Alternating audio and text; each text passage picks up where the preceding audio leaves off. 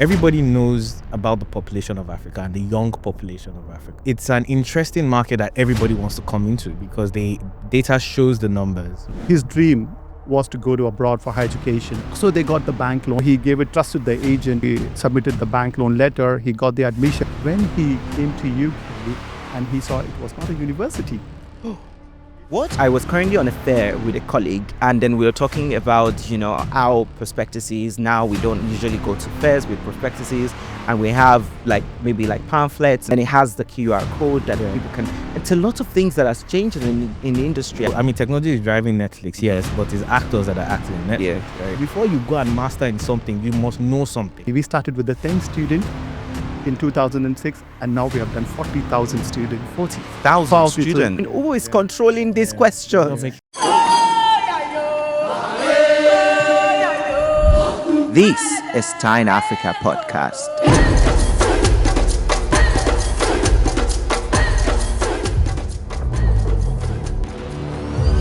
The new sound of international education in Africa.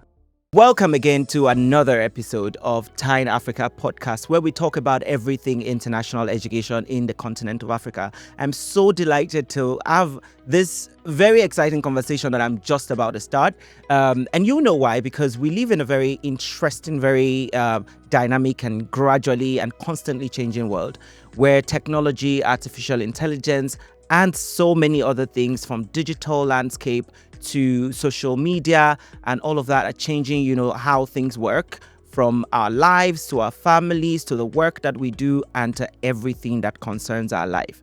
However, when we look at the international education sector, we see how people face several challenges, from access to, information to the opportunities that is available to them. However, technology is constantly changing how this works. So why not have this conversation around how technology is changing the international education landscape in the continent of Africa? Today on TINE Africa podcast, we will be talking about technology and how that is advancing the access of African students to international education. So today on the podcast, again, I am joined by two amazing individuals, great personalities within the international education sector. And I must tell you, these are people who are experienced, who have done so much work, building the platforms that they run. And of course, beyond the platforms that they've built, but also engaging with different stakeholders within the sector to creating the kind of solutions that is changing the landscape. First guest on the podcast today is Masood Basha Lateef, who is the Senior Director at Edvoy. Hi, Prince. Hello, Masood. Yeah, okay, pleasure. Thank you very much for having me here in this podcast. It's my pleasure to be here, and I'm amazed to see you and share my experience with you and your wider audience. Great. Thank you. It's so good to have you on the podcast today, and I'm really open that we would get a lot of juice out of this conversation when we talk to you, because we don't always have you in Africa, do we? What privilege to have you on the podcast today. Basically, the topic which you have chosen about the technology, about the artificial intelligence, which we are into it. And I want to share, how this is benefiting the students of Africa. And I want to share what is our bigger vision, for African student to use our portal and get benefit and give them a good career. Great. We'll come back to all of that, and I'll still try to start with some leading questions, because I remember when I was also trying to apply, and I started looking into international education a long time ago. I was talking to someone how I would go to cyber cafes and everything. This is a story I would like to share, but let me introduce my second guest, and that is Lanre Ogundipe, right? And Lanre is the founder, CEO, the boss, the Oga at the top, and the brain behind PaveHQ. Lanre, how are you today? Very well, thank you. It's so good to have you here. Same here. Nice to be here. Wonderful work you're doing with TINE, by the way. It's Thank great you. Great work, and I'm happy to be a part of it. Thank you very much for having me. That's really kind of you to say. And I was talking to someone recently, and I was saying that I remember when I started in the industry and I was like, there has to be something more for me, beyond like going to market and, advertising, institutions and getting students. There has to be more. And there's a lot of, knowledge base in the industry, especially in Africa, that is not as tapped as it should be, especially with colleagues, those of us working in the international education sector. And we constantly have a lot of people joining us and all of that. So it's very important for us to share that knowledge and to create the opportunity for people to learn from us. So I was trying to give a little background to my journey into finding university and all of that. And I was currently on a fair with a colleague, and then we were talking about, how prospectuses, now we don't usually go to fairs with prospectuses, and we have maybe pamphlets and sheets of papers, and well, not just sheets of paper, but designed small stuff, and then it has the QR code that people can. It's a lot of things that has changed in the industry. I remember back then when I was in secondary school, and myself and my brother had a shelf that is made, it's a box that is constructed, and then we would go to cyber cafes during lunchtime in school, or when we've left school for that day, and we'll go to cyber cafe and buy 1 hour or 2 hours, and then we'll Google different universities, and then we'll get to where you can order prospectus, and then we'll order prospectus and put our mom's church address. So my mom has a way of packing them every end of the month and bring them back home, and then we'll read these prospectuses. But now everything is just online, right?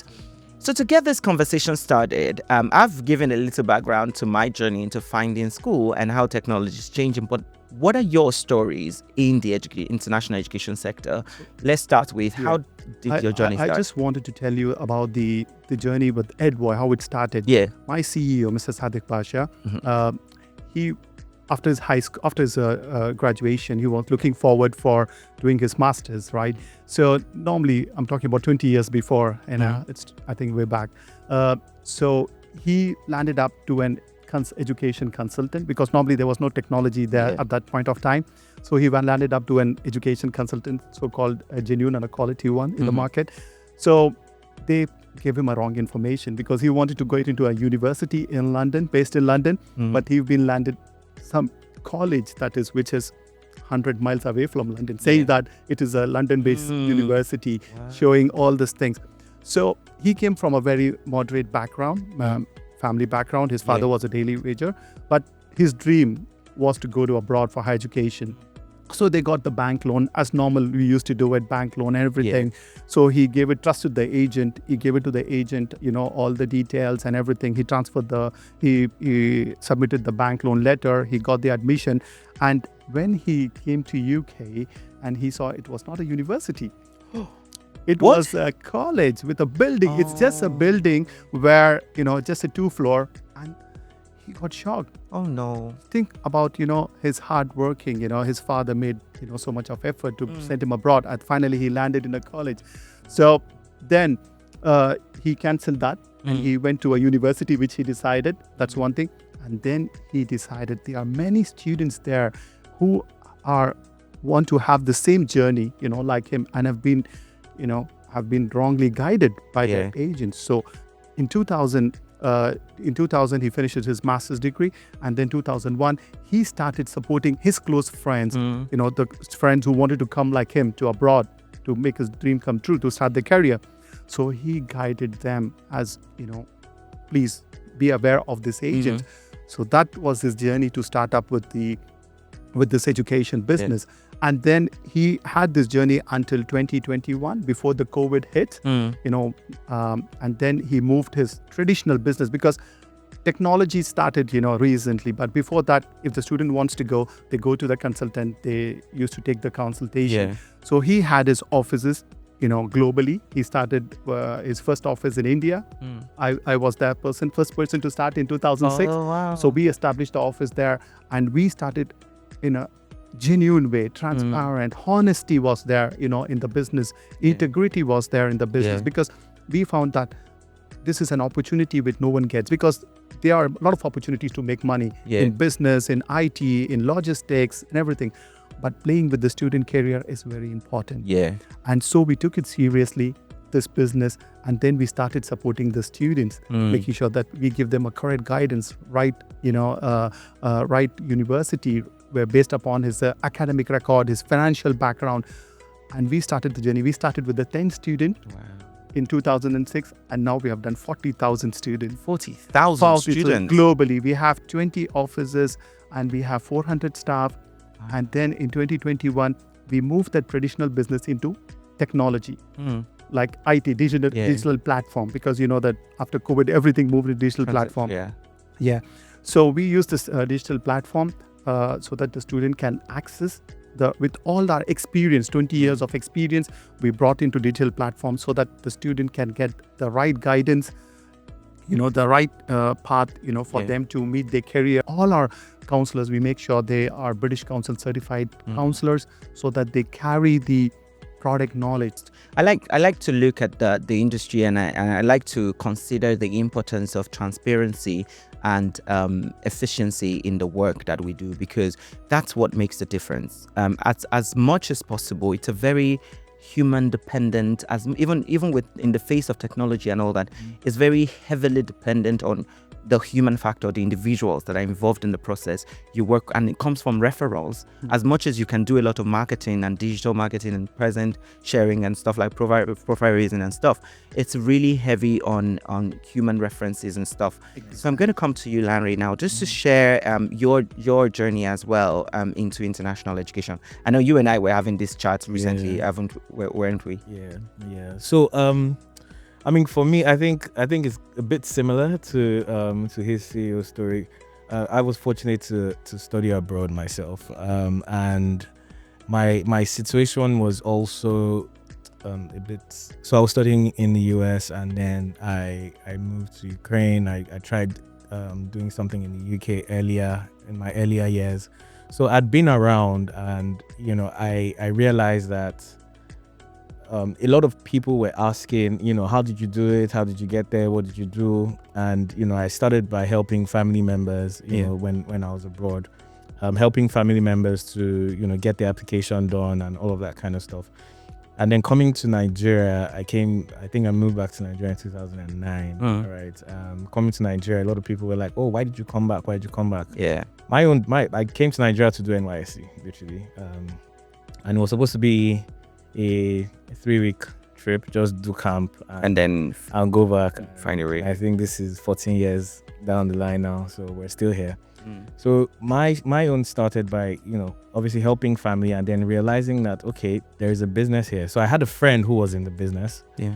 So I worked with him for a while. I mean, from the same office, and we started it, and I saw that this is definitely something that I would like to do, because I love education, first of all. Right, education has been, because I studied computer science, but education has been something that I've always been passionate about. So I just wasn't sure what area of education I was going to go into. So I started with that and started off the business in 2010. Then we were Imperial Educational Services at the time. So we started the business, just like he said, where it was the manual, physical way where people come to the office, all of that stuff.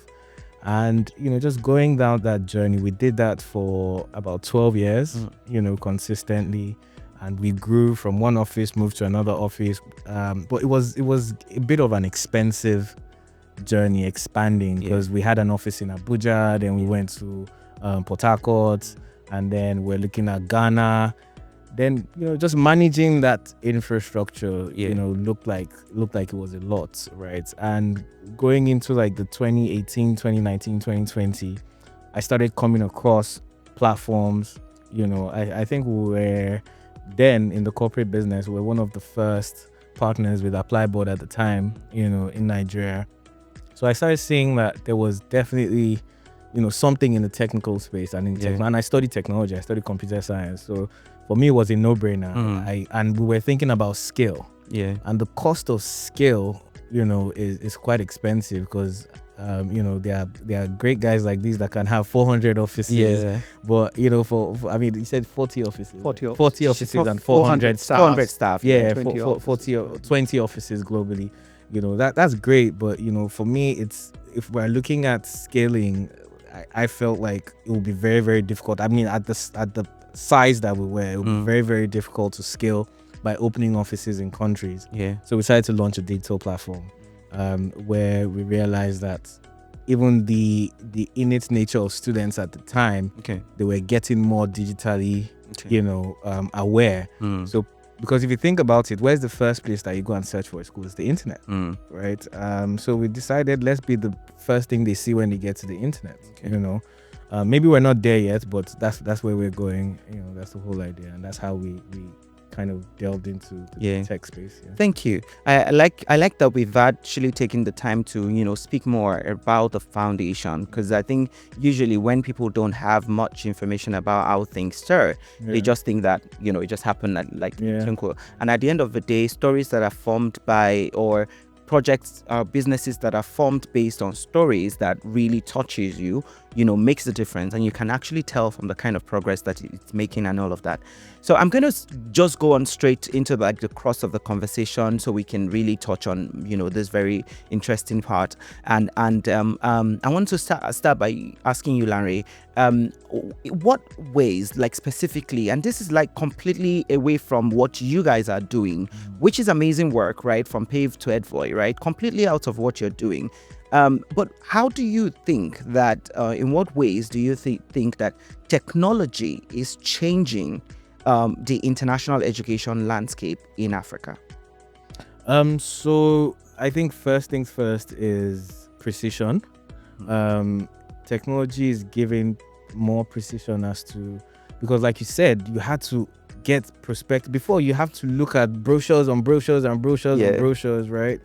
And technology basically solves for that, because you can literally filter the course you want to study. You can have a very clear idea of what your budget is. You can filter by your budget, so that gives more precision, and it helps you to filter out all the other things that you're not interested in, and it helps you to make your decisions a lot quicker.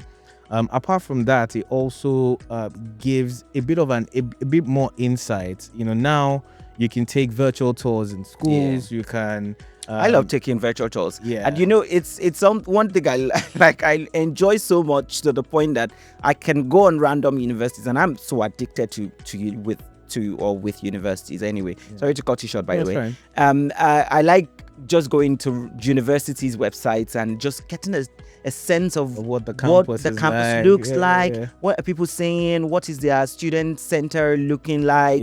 Or offices and stuff like that. Because if I get to travel to places, I would like to visit institutions. So I'm going to ask you to finish what you want to say, maybe the last point or something. So I think just generally it changes how people make decisions, and it will continue to change how people make decisions. It's here to stay. I don't think there's this word that people say, innovate or die, right? I think in the next couple of years, the people that don't innovate will die. Okay. Well, I hope we all are innovating. Anyway, thank you for sharing that. And so I'm going to come to you, Masood, actually. But I love what you said about innovating. And I just want to just bounce it off and say that innovation doesn't have to be creating something so out of this world.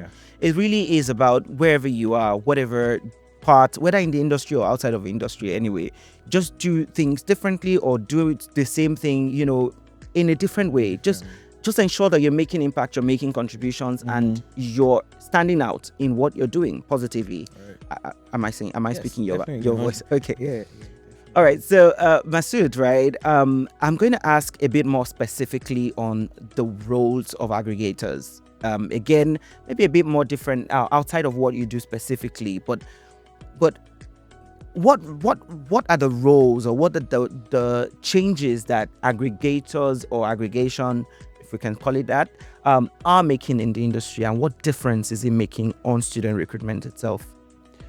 All right. When you come for aggregator, we have a certain policies when we onboard the aggregator, because when we onboard the aggregator, we make sure the aggregator have experience in handling in sending students abroad, their history. And second thing, we want to make sure that we request them to take a British Council certified agency, because we want to make sure that the aggregator, they have knowledge about what they are doing. And second thing is that we have our own Edvoy Academy, where we educate the aggregator about to go through the university process, Yeah. admission process, compliance process. So they get really familiar with the system. Exactly.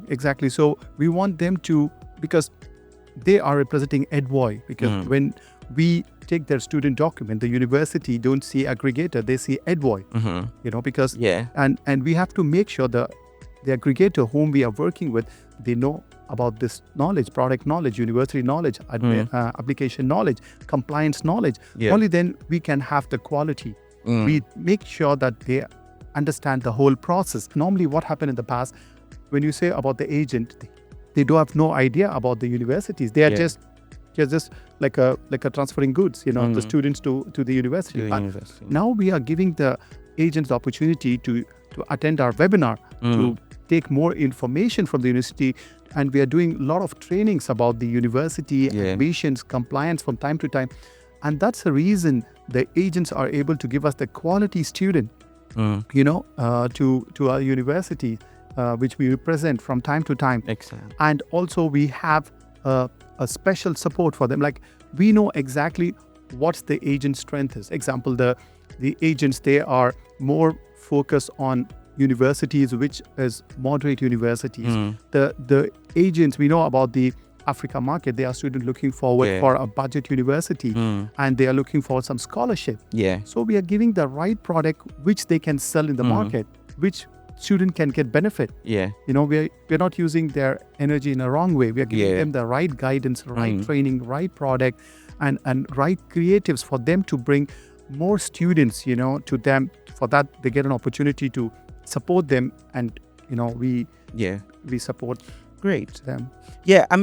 I'm very impressed what a lot of IT service providers and businesses are doing in terms of supporting agents, in terms of supporting universities themselves, and the representatives that are based in those different countries, but also very importantly supporting students. So now, talking about products and services, and I want to just ask you, because you've talked about this product, you've talked about things like scholarships and stuff. So I want to ask Lanre specifically, right? Because when we go for fairs, we have lots of questions, that are constant. Do you want to take a guess? Like, just constant question one, constant question number two. I'm throwing it to you. Just tell me. How much scholarships do you give? How much scholarships do you give? What is the best tuition fees? Tuition fees for the university. So it's a very interesting different market. In some other places it could be, first question can be about ranking. We ask the question here, people ask question about ranking, but it probably will come much later. The first thing, and it's very interesting, because in some countries where there might be access to financing and to loan systems and all of that, here most people pay, they pay a very high fee. It's different from what home fees are, but they also pay a lot of these fees by themselves, or contributions by their families, right? They can't spread it over like 20 years, 50 years to pay. So, but more specifically about this kind of questions around scholarships and all of that, Lanre, how do you think that technology or technological products or AI-powered systems are, addressing some of these great challenges in terms of maybe scholarships, to access to sufficient information from time to time, and all of that? And feel free to share any experience that you have. Okay, right. So first things first, I think understanding the cultural difference of us as Nigerians is one of the reasons why we built this product. We've seen that internationally these products exist, right? And in a lot of ways, Nigeria tends to be just a market to a lot of... Is this about Nigeria alone, or generally Africa? Is it the same? Is it dynamic? It's Africa. It's Africa, because we've been to other African countries, and we've seen the results, right? Everybody knows about the population of Africa and the young population of Africa, right? So it's an interesting market that everybody wants to come into, because the data shows the numbers, right?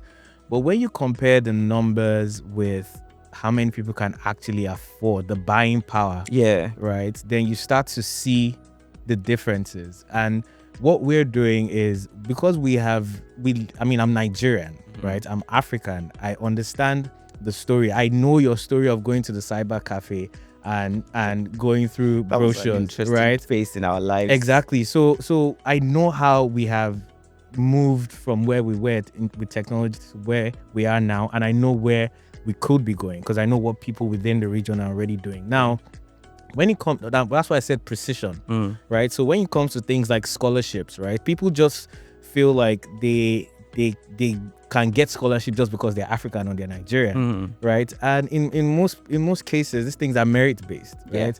You probably graduated with a third class and you're coming to ask for scholarship. Like, first of all, like, come on, like let's be a bit realistic, right? And then we look at the how and the why, right? Those are two things that we look at. Why are you going abroad, right? And the reason why we're seeing what we're seeing within the industry and all these changes happening is because even not just in Africa, even in Asia and Middle East and all these places, people typically want to use that as a means to an end, which is not a bad thing, right? But the thing is, how valuable can you be to that ecosystem or that economy that you are going into, right? I mean, now getting a degree in England is costing you upwards of 30 million naira, right? Starting a business, if you have 10 million naira to start a business, you can start a pretty good business with 10 million naira, right? And we're seeing tweets and everything about these people now getting there and having to do factory jobs and having to do, it's because they lack the necessary information about the program they are going to study and what their defensibility will be when they get there, right? So and this is, I'm sure you also understand this, the ethics of the international education business is really, really bad. That's why we don't like being called agents, right? Because the word agents is already a trigger word to some people. Everybody will tell you how one agent has scammed them before or whatever, right? So what we're trying whether to or not do, they're an agent, whether that word is already bastardized, right? So what we're trying to do is to ensure that people understand what they are getting into when they are going abroad, right? Because a lot of people have come into this industry because of financial gains, because it is profitable, right? And when you look at the ethics, there's wrong ethics, not just from agents, even from some universities, so from established colleges, things like that. So the ethical practice of international education, I think, is a bit flawed because now, and there's no barrier to entry. Anybody can wake up one day and go and register a business and say they're an agent because they studied abroad, right? So there's no barrier to entry. So these things cannot be checkmate at this time.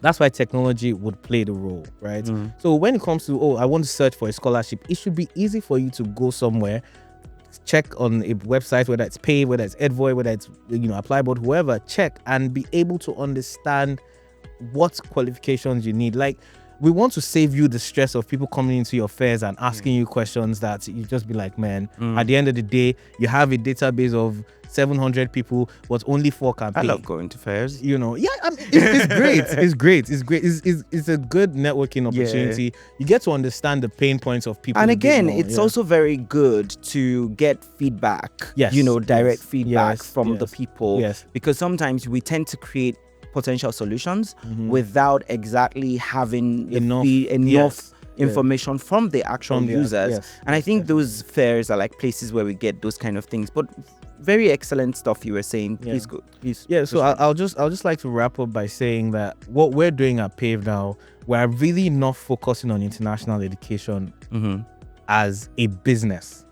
We're focusing on international education as a route, right? As one of the options that you can do or go into for your career, right? So we're focusing more on the career now and the why, right? By doing 3 things: we identify, we analyze, or we prepare, and then we match, right? So by identifying, we believe that before you make a decision, you need to have a very good understanding of who you are first, right? And what your dexterities, your strengths, your weaknesses, and all of that is, right? So there's a psychometric test that we give to students that they can take to understand their strengths and weaknesses. So you need to identify who you are first to know what kind of economy that you're going into and how that economy could be beneficial to you, right? And then we have counselors that analyze the results of that psychometric test and then now guide you. It's not we don't decide for you, but based on the results, where we say these are your personality traits, right? These are the kind of programs we advise that you should study, right? And then these are the places that you can study. Then the third bucket is match, where we can match it to an international school, we can match it to a school maybe in Nigeria, or even a program, even a short program, right? Yeah. Because now we're seeing this trend that, this new generation of kids are not necessarily looking at going to university, because their other friend, sang a song and he blew on TikTok and then it's popular. I love TikTok. Yeah, so it's Are you on TikTok, by the way, Masood? You are on TikTok. So this is the technology world. Yeah, so. I'm on I TikTok, love it. but I've never TikTok. We probably should do like a TikTok trend Yeah, before we leave. that would be great, man. And just do something, and maybe we will blow. Do you know what it means when they say someone blows? Yeah. So maybe we will blow with that. So let's do one. So I think that's just for me. I just feel like that's where we're going to as a company.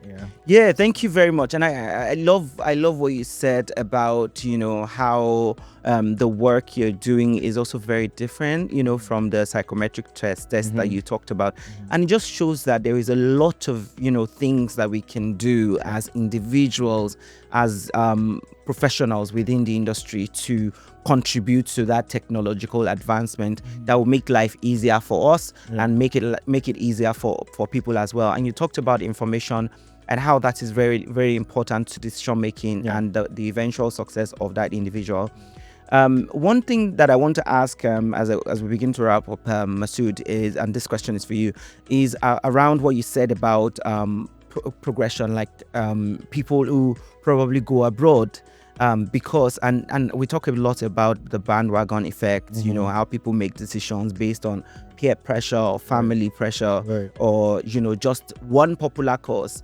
And it's funny, in our industry, you see people asking you about a particular course for 1 year straight, and then the next year they've switched over to another course, and you're wondering who is controlling this question, not making informed decisions. So and you talked about how that can impact on life after graduation. So my question is about the use of technology still, but how is technology also impacting on career progression post-graduation? Because we don't want people to just travel and not have anything to do when they've graduated, right?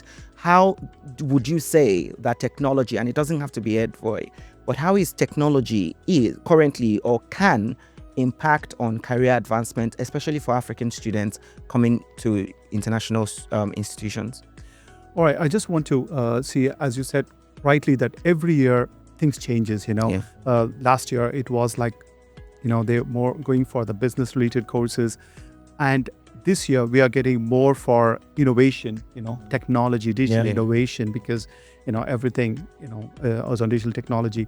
So we see that a lot of students are going through innovation program because they see that the Africa is more towards the innovation. They see the career there.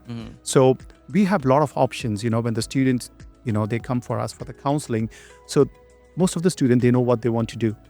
And some of the students, they take our guidance. They ask us like, what exactly, you think that will suit me? I have this experience. So we have some senior counselors in place where we tell them that this is what, it's going on in the market, is going to be the trend. So would you be interested in? So we give them some counseling. We have a digital counseling in place. As we said, we are a tech company. So once the student complete our online portal, so one of the counselors, get connected. We have face-to-face counseling, and then we look into it, what exactly, the students is looking forward for based upon his academic background, his experience, and where it matches. And then we give them that this is the product, what will be best for you. And almost of the student, they are, as I said, for the next couple of years is going to be digital platform. And one thing about the education, I'm talking about the UK education, they come up with the courses with demand in the market. That's one thing, normally good for the UK education, but other countries, yes, they have that in place. But UK education, they come up with the degree program which is most demand for the market. So if you see the UK education, you see every year there will be some new specialized courses. MBA in digital innovation, digital innovation in masters. A lot of courses they bring in because they want to make sure that the student, whoever has completed, they get benefit from out of the course, and they bring it's a short course. If you see, it's just 1 year course, because once the student they complete, they go and hit the job market. So that is one thing. The students, they prefer to go to UK to do the courses, specialized courses, which is most demand in the market. So they get good career back in the UK, or if not, when they come home, they get opportunities. Thank you. And I think this is a lesson also, like that things that universities and all institutions and different colleagues can learn in terms of like incorporating technology into the existing services that they provide. And thank you for sharing that. So my final question, I'm going to just quickly ask you, Lanre, which is also like picking back on what you said and sort of reflecting on what you said about, you studied computer-based course, IT, and now, IT technologies and anything. What would be your advice for your younger self, for example, as an African student seeking international education? I know you will be sentimental about technology, but whether or not you're seeking a technology-based course, what would be your advice for that international student? So I definitely the ability to make informed decisions, and it's not just technology. Yes, technology is driving the way we think, act, and behave, these days, but there's still other things. We still watch movies every day. Yeah. Technology is driving Netflix, yes, but it's actors that are acting in Netflix, right? So in the movies on Netflix. So I think being able to, for every student, right, that either thinks of, and it doesn't have to be abroad. Yeah. Right? And that's one of the things I just wanted to also say, that we're not only building technology for people to go abroad, right, and for the international market. We're building technology.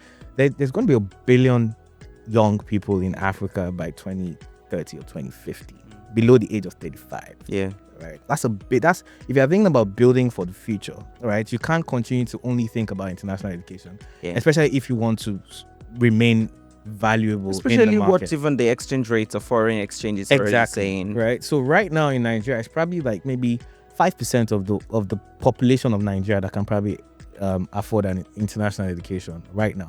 So what happens to the other millions of people?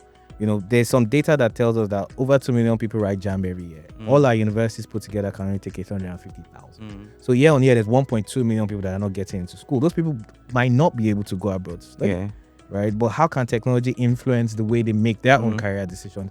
They are study abroad, or their abroad journey might be 5 years down the line. Absolutely. But what can they have in their hands? Because just getting an international education alone does not make you any better than anybody else. It used to back in the days where you go to England, you come back to Nigeria, you're getting settled before they even talk to anybody. It's all the foreign train. But now it doesn't matter anymore. You're seeing people come back and looking for jobs. Yeah. Right. So it's not really about your degree; it's about your ability. So we have something called competency-based education and outcome-based education, right? A lot of people are just going to universities for the outcomes, and there's no competence, right? You just have a degree that probably sits under your bed. I've never used my degree for anything, but I have it, right? You're using it. You studied computer. I mean, I've never had to present my degree anywhere, right? So, and that's where my own strength lies, and that's the strength that we want to give everybody. That there should be something that you are able to do, so that when you go abroad, because I always tell people, before you go and master in something, you must know something. Yes. So a master in business administration requires you to know business to a certain level. Then you go and master it. Right. So, but people are taking courses just because I want to do a master. Like, we've had people that we've had to counsel who have 2 masters. Like, there was a lady, she had 2 masters and then wanted to go into a PhD. And I was like, are you going to lecture? She said, no. And I'm like, work. But PhD is not only for lecturing. No, I know. I'm just saying, like, get a job first. Because if you are going to employ someone who has 2 masters and a PhD. Have you done your PhD? I've not. Yeah, so sometimes you want to do your PhD quickly, so you get it out of the way. I get that, but the thing is, what are you going to do with it? What's your goal? Right, I think with that PhD, because if someone is not able to answer that question of what is the she goal, wasn't why able do you want to? Why do you want to do a PhD? It was just, she she just loved. I mean, you love reading, yes, but who's going to employ you? I mean, if you bring your CV to me with 2 masters and a PhD, I'm just like, come and take the company. Come and take over the company. So it's like, just get a job, do so. And the lady, after those 2 masters, she's working in one of the big 5 accounting firms now. She has grown. Great. Just by that advice. Yeah. And if I was greedy, I'll tell her, I'll go and do your third master's and I'll make my commission. But that's not what we're here for. Yeah. Right? So I think that's really it. Everybody should have something that they can show that this is what I can do. So even when you get there, if you want to get a job, there should be something that you should be able to say that I've learned, even if you learn it in Nigeria. Yeah. All right. So before you go. So I think that's what it is for me. Thank you very much. And just to summarize how it sounds in my head is the importance of, agencies and service providers and institutions actually ensuring that the people they're talking to have the right information from time to time, ensuring that you're not shy, about giving that information, no matter how sweet it sounds even to you, and also reflecting on everything that we've discussed around how important technology is, from the process of student engagement to the process of student recruitment, to application, to admission, to even post-graduation experience, right? Making it easy for people to be able to transition from where they're making that decision from to when they're living that experience and when they're seeking a job outside of it. And you've also shared some of your great examples of what you're doing with Edvoy and PaveHQ.